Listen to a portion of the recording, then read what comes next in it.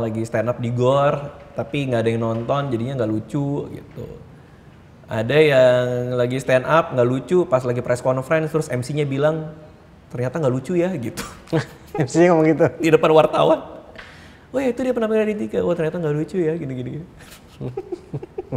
Itu emang rese itu.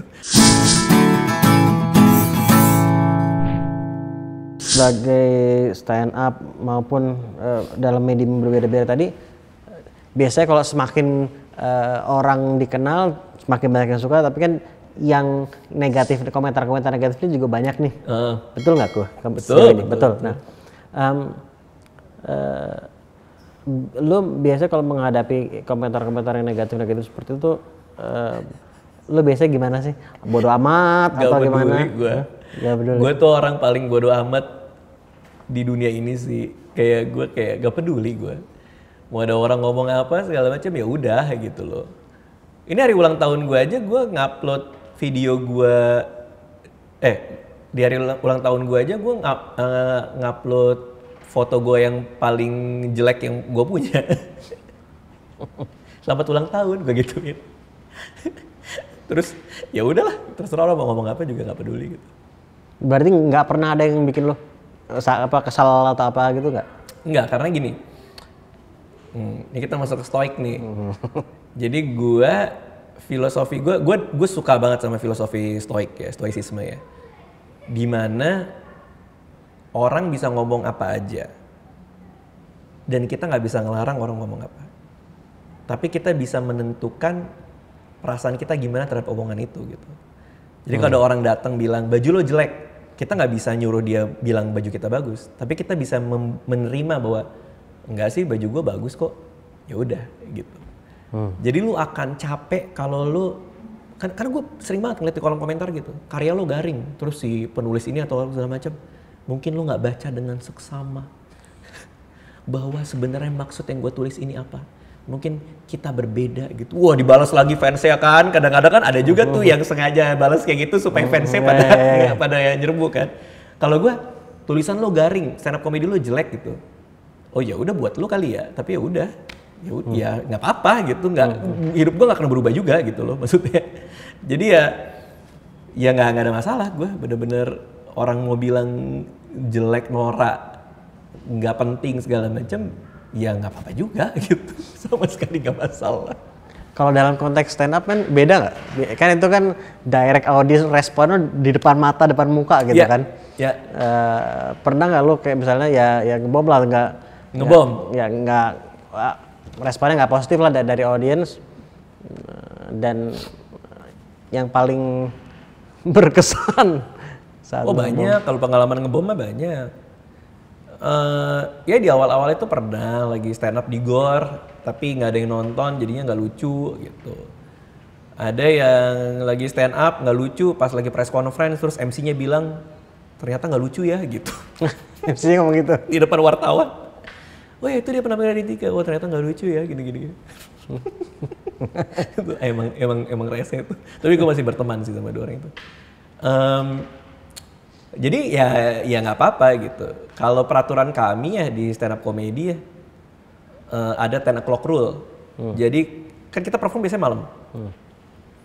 Kalau lo lucu jam 10 pagi keesokan harinya biasa aja. Nggak usah sombong gitu, nulis lagi. Kalau lo ngebom dan nggak lucu jam 10 pagi keesokan harinya ya udah biasa aja, udah nulis lagi. Jadi patokannya jam 10 pagi, apapun yang terjadi, mau ngebom, mau ngekill, mau lucu, tetap biasa aja. Jadi reset lagi jam 10 pagi? Jadi nulis lagi jam 10 pagi. Which is itu patokan, which is itu filosofi stoik juga gitu. Kalau menurut stoicisme kan, hal baik yang terjadi pada diri kita bisa berakhir, hal buruk yang terjadi pada diri kita juga bisa berakhir. Jadi apapun yang terjadi, biasa aja gitu loh. Sama kayak tadi lo bilang, gila kita ketemu ya padahal lo udah lagi ulang tahun nih gitu. Ya nggak biasa aja kan, besok juga udah nggak ulang tahun. Apa bedanya sama besok gitu? It's only a day gitu hari. Jadi gue gitu loh maksudnya. Ya nggak tahu bagus apa enggak ya. Tapi ya gitu. Tapi itu yang lo nyaman begitu kan? Iya. Biasa. Kalau kegagalan secara umum men terlepas omongan orang lah, tapi kegagalan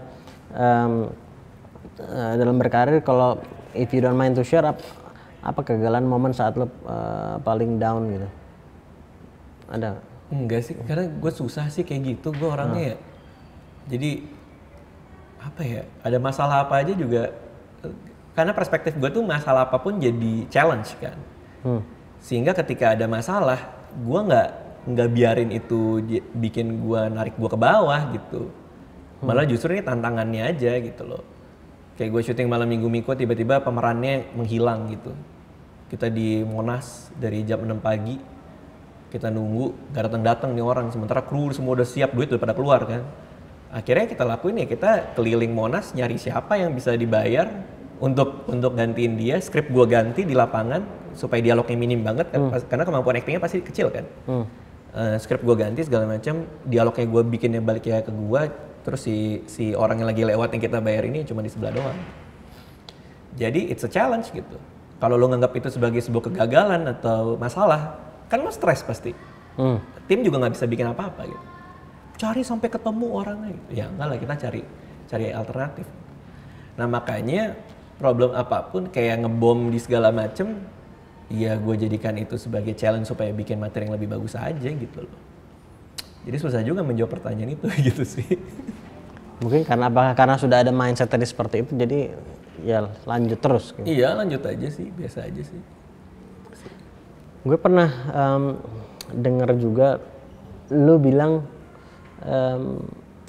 bahwa lu suka pelamun yang produktif, apa kalau kata-kata kurang lebih gitu ya? Betul? Iya, gue somewhere gitu, kurang lebih kata-kata itu ya? Kalau kata-kata yang gue bilang ke Panji itu, gue pemalas yang produktif. Pemalas, bukan pelamun, pemalas yang produktif. Tapi ya? emang gue suka ngelamun. Nah, artinya saat lo ya mager dan tapi tetap bisa produktif. Nah, boleh nggak lo cerita lagi sedikit mengenai hal itu gitu? Jadi waktu itu kalau nggak salah gue lagi ngobrol sama Panji. Terus dia kan hustle banget ya. Dia pergi kemana terus gue bilang, lu nggak capek apa Ji, lu keliling kerja ini segala macam gitu. Gue mendingan gue di rumah gue tidur. Terus dia bilang, tapi kok lu tetap bisa bikin ini itu gitu. Terus gue bilang, ya gue kayak pemalas yang produktif sih gitu. Nah itu jadi terms yang gue pakai gara-gara obrolan sama dia gitu kemana-mana gitu. Kalau nanya gue kayak gimana orangnya. Jadi gue percaya sama yang namanya kerja cerdas bukan kerja keras gitu. Jadi gue nggak percaya namanya lembur, gue nggak percaya namanya grinding sampai keringetan gitu. Gue cuma percaya outputnya apa untuk waktu yang paling sedikit. Which is berarti gue percaya sama yang namanya delegasi. Gue percaya gue bisa delegate. Jadi keputusan-keputusan gue, otak gue dipakai hanya untuk hal-hal yang strategik. Gue percaya bahwa kalau udah di atas 2 jam gue mikir, gue pasti stres. Jadi mendingan maksimal gue kerja 2 jam sehari. Sisanya gue main game. Nah itulah pemalas yang produktif gitu. Jadi gue banyak delegasi, banyak mikirin strategik, banyak ngelamun gitu sih. Tapi ada orang yang ya tadi pemalas dalam arti tidak produktif kan juga ada banyak bahkan gitu. Pemalas yang tidak produktif. Atau ngelamun tapi juga nggak produktif juga. Ngelamun tapi tidak produktif ya. Dan lo apa yang bisa yang lo lakukan agar di masa-masa kayak lo lagi malas tapi bisa jadi produktif tuh? Nah bedanya apa? Produktif itu kan kita memproduksi sesuatu. Berarti ada output kan? Iya. Nah outputnya apa gitu? Itu aja. Contohnya gini. Hari ini gue pengen punya output nih. Gue bikin karakter yang menarik. Perempuan umur 13 tahun, sekolah di SMA swasta. Gue tahu itu adalah karakter yang pengen gue bikin hari ini. Tapi gue nggak tahu nih hidupnya kayak gimana, dialognya kayak apa segala macam. Itu aja gue keep in mind aja. Jadi gue bangun, gue main game. Misalnya gue lagi main game soal dinosaurusan kan. Mungkin gue cerita sama lo ya. Soal Ark gitu, dinosaurus gue ada yang hilang satu nih. Gue lagi nyari nih. Tadi sebelum ketemu lo gue lagi muter-muter pulau nih. Itu kan bisa tuh terbersit di kepala gue bahwa kalau emang gue punya karakter cewek, dia attach banget sama peliharaannya, terus dia suatu saat harus nyari, kayaknya menarik juga ya, karena gue juga ngalamin rasanya gimana gitu. Ya gue keep gitu, gue main. Terus gue nonton YouTube, kadang-kadang dapat rekomendasi tuh sebelah kanan. Terus gue ngeliat ada anak dari SMA Mentari itu di Cepete, anak SMA swasta, lucu banget gitu, masih muda, behelan gitu kan, lucu, suka nyanyi segala macam. Kalau gue bikin karakter ini juga masih SMP, pertemanan yang kayak gini, yang kadang-kadang dia bingung ngomong pakai bahasa Inggris, pakai bahasa Indonesia, lucu juga kali ya. Terus gue keep, gitu aja udah. Lo tulis nggak bisa? Gue tulis pasti. Notes gue tuh penuh biasanya. Tapi gue kan nggak grinding. Gue nggak kayak gue taruh laptop gue. Ceweknya kayak gimana ya karakternya ya? Kayak apa ya gitu. Itu kan malah nggak nemu. Jadi Tapi gua tetap berekreasi. lu punya ada something output yang lu inginkan dan itu yang lu keep yang jadi center of attention baru abis itu lu jalanin hari. Iya, udah gitu aja. Jadi kayak ini gue lagi bikin materi stand up nih. Udah jadi sejam sih sebenarnya. Cuman gue lagi pengen nambah-nambahin beberapa materi baru gitu. Jadi yang gue keep dari kepala gue hari ini adalah apa rasanya ulang tahun ketika anak ada 2. Jadi gue bangun pagi itu aja gue pikirin gitu. Sambil gue ketemu lo apa segala macam gitu. Oh mungkin kalau misalnya anak gue, kayak tadi kan kita sebelum syuting ada minta foto nih. Itu gue keep juga di kepala gue. Oh kalau anak gue suatu saat dia ngefans sama artis tapi artisnya gue nggak suka karena norak, perasaan gue sebagai bapak gimana ya? Sementara gue harus ngomong untuk minta foto karena tadi anak tadi nih nitip ke si Tio, si karyawan gue, bilang dong mintain foto dong gitu. Kalau gue dalam posisi orang yang harus minta foto, tapi gue yang dewasanya itu malu nggak ya gitu? Jadi dari tadi gue keep aja di kepala gue gitu sambil ngobrol gitu. Kayak lucu juga kalau ada aspek soal itu nanti kalau gue bikin cerita gitu, bikin stand up. Terus apa namanya? Ya gitulah gue banyak lamun aja gue gitu.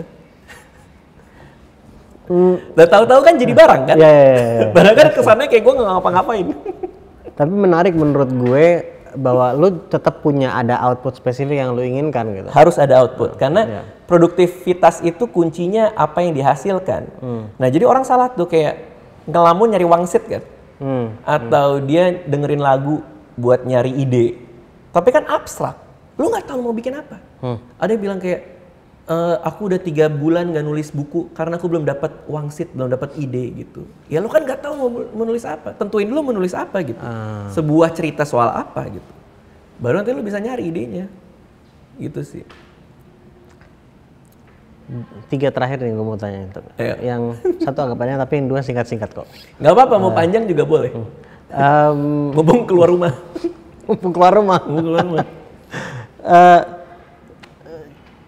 Acting tadi yang gue mau lupa tanya. Acting tuh beda lagi gitu. Beda lagi. Kalau pertama kali lo, meskipun tadi misalnya pertama itu web series gitu ya. Lu memang punya, pertama lu punya keinginan gak sih untuk berkarir sebagai aktor juga? Dan kedua, saat lu pertama kali terjun, pertanyaan sama tadi, ada fear juga gak? Ya gue kan terjebak ya karena gue nggak punya budget buat bayar pemain ya. Pada saat gue bikin Malam Minggu Miko atau pertama kali buku gue difilmin kan sebenarnya gue di layar lebar pertama kali di Kambing Jantan. Cuman kalau di Malam Minggu Miko konteksnya tuh gue nggak punya budget buat bayar aktor. Jadi gue aja yang main gitu. Jadi kejebaknya di situ, nggak tahu tapi malah rame gitu. Yang lu rasakan berbeda apa? Pembelajarannya lah gitu dari as an actor gitu. Pelajaran paling awal yang gue dapetin adalah acting itu acting is not acting kalau kata Rudi Sudjarwo gitu. Jadi acting tuh bukan lu berperan dan lo mikir gitu. Tapi it's all about listening, lo dengerin lawan main lo gitu loh. Lawan main lo itu marah, reaksi lo terhadap marahnya dia tuh apa. Jadi jangan lawan main lo marah, lo terus nungguin dialog lo kapan keluar. Lo nggak suka sama dia marah, terus lo keluarin dialog lo enggak gitu. Lo dengerin dia tuh marah kenapa dan lu meresponnya sebagai apa gitu loh. Jadi belajar acting itu belajar mendengarkan sebenarnya. Makanya kadang-kadang gue suka banget ngasih ruang, terutama Malam Minggu Miko ya, supaya banyak improvisasi di lapangan. Jadi gue biasanya bilang ke aktor-aktor gue bahwa dengerin lawan main lo ngomong apa, skrip itu guide lo doang gitu. Dialog-dialog ada di skrip itu memang gue bikin, karena menurut gue itu yang paling bagus. Tapi kadang kalau kita dalam sebuah adegan dan kita dengerin lawan main kita ngomong, magic will happen gitu. Karena lo bereaksi secara natural gitu. Sama apa yang disampaikan, apa yang disampaikan ada di depan gitu. Itu sih. Tentang kegagalan dan kesuksesan. Tadi lu sempat ngomong sedikit mengenai hal itu. Cuman kalau tadi dari sisi filosofis lu melihat kegagalan itu sebagai apa sih kan? Itu abstrak banget ya. In general gitu ya, memang gue tanya juga. Lo melihat kegagalan? Kalau gue gini sih, gue juga sempat bilang juga ya. Gue ngelihat apa yang gue bikin adalah sebuah kegagalan kalau buat gue. Karena next thing yang gue buat, gue gagal lebih baik. So I fail better gitu. Makanya gue tuh nggak berhenti gitu loh. Sampai sekarang gue masih nyari magnum opus gue gitu. Gue mau bikin apa masterpiece gue gitu loh. Gue nggak pernah baca buku yang gue tulis. Kalau gue udah bikin, gue nggak pernah baca lagi. Karena kalau gue baca lagi, gue sedih. Karena jelek menurut gue. Gue nggak pernah nonton stand up comedy yang gue bikin. Kalau gue perform habis itu udah gitu. Kalau jadi barang ya. Kalau masih latihan sih pasti gue nonton rekamannya gitu. Tapi kalau udah jadi barang, udah gue jual segala macam, taruh YouTube, gue nggak pernah nonton lagi. Karena rasa untuk gue kayaknya kalau gue bikin lagi, gue gagalnya lebih dikit deh gitu. Maksudnya yang jelek-jeleknya akan lebih dikit gitu. Nah rasa itu tetap ada gitu loh. Tapi lu, sorry gue potong, lu gak kepengen kayak misalnya lu lihat lagi supaya oh ini nih harusnya bisa gue bikin begini nih, oh ini harusnya bisa gue bikin begitu tuh next time gitu. Nah karena kalau katakanlah malam minggu Miko ya, di editing kan kelihatan. Oke. Iya, ketika gue ngedit kan hasil editing adalah kompromi terbaik dari gambar yang diambil. Selalu kayak gitu. Nggak ada tuh seorang editor film yang bilang ini udah paling bagus gitu, enggak. It's all about compromise gitu. Makanya kalau ada orang-orang yang rese lah ya, yang suka nonton film layar lebar lah Indonesia lah katakanlah. Ih, tadi kan pas adegan ini gelasnya di sini. Pas next shot kok gelasnya di situ gitu. Ya kan pasti suka ada kayak gitu kan. Bajunya kayaknya leceknya di sini. Kok begitu shot yang ini leceknya di situ gitu. Rambutnya kok ya makanya nggak usah dicari-cari juga gitu loh. Karena pasti hasil gambar itu lah kompromi yang terbaik. Nggak mungkin editornya juga nggak lihat gitu. Tapi gambarnya adanya itu, dikasihnya itu. Ceritanya adanya itu, dikasihnya itu. Jadi ya pas editing gue tahu lah ini bukan yang paling baik yang bisa gue bikin gitu. Walaupun meskipun banyak orang yang bilang bagus-bagus aja ya. Tapi kan kita sebagai kreator kan punya rasa itu tuh. Kayaknya bisa lebih baik gitu. Jadi buat gue ya next time malah gue bikin lebih bagus lagi gitu. Gitu sih. Kalau bicara soal kesuksesan sendiri, ada perbedaan nggak terkait bagaimana lu melihat sukses dulu dengan sekarang? Nggak ada ya, karena nggak penting ya buat gue. Aduh gimana ya, gue juga bingung ya. Makanya gue susah ngomong soal kayak gini-gini nih. Buat orang termotivasi gue bingung ya. Gue nggak bukan agar orang termotivasi, gue cuma ingin tahu pendapat lo. Iya, nggak takutnya nonton juga kayak yang aku pengen seperti dia. Gitu. Tapi kok nggak dapet apa-apa gitu loh maksudnya. Sama aja sih, sama aja gitu.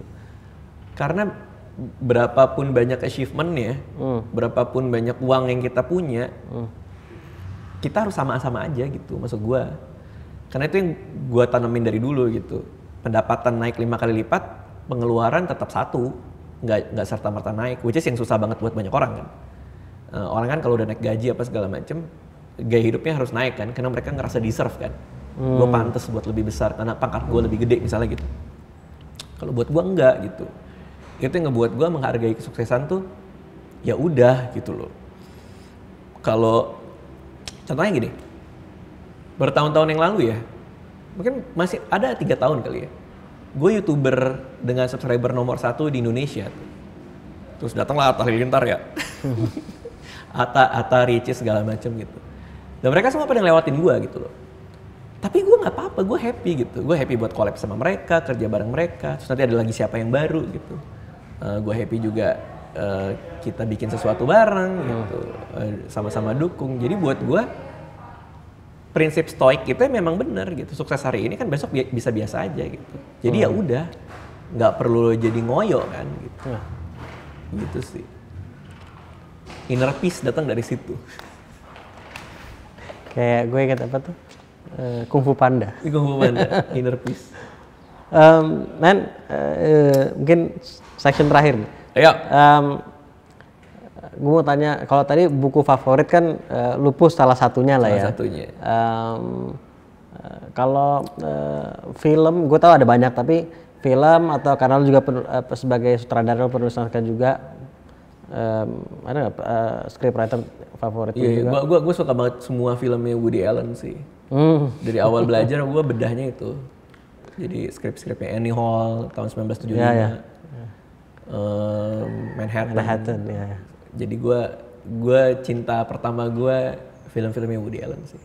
Karena gue tahu orang bisa sepersonal itu kalau bikin sesuatu gitu. Jadi Woody Allen bukannya sebagai aktor tapi justru sebagai apa? Penulis juga, penulis naskah. Iya, kan dia nulis sebagai juga. penulis Dia nulis, dia direct juga. Dia komedian juga, which is dia juga stand up. Iya. Oh, Woody Allen fans. Okay. Kalau buku terlepas dari kehidupan pribadinya ya. Iya.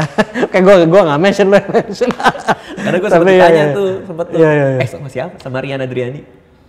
Lu masih bisa suka sama Woody Allen, padahal dia orangnya begitu. Ya buat gue kalau karya udah lahir, pembuatnya gue anggap mati aja udah. Karena dia berdiri sendiri, gue bilang. Jadi kita bisa menikmati karyanya ya. Sama dengan karya-karya gue juga. Kalau gue bikin sesuatu, itu udah jadi milik masyarakat. Which is orang bebas komentar apa-apa. Jadi gue mau posisikan diri gue udah mati aja gitu loh. Sehingga kalau ada orang yang ngata-ngatain apa segala macam, gue nggak punya masalah. Karena itu jadi milik interpretasi dia atas karya gue. Gue nggak perlu belain, karya gue nggak perlu dibela sama siapapun gitu. Kalau film Woody Allen juga kah? Iya, film Woody Allen juga. Woody Allen juga. Tadi Annie Hall, Manhattan, Husband and Wives. Midnight in Paris tuh dia juga sih. Midnight in Paris. Yeah.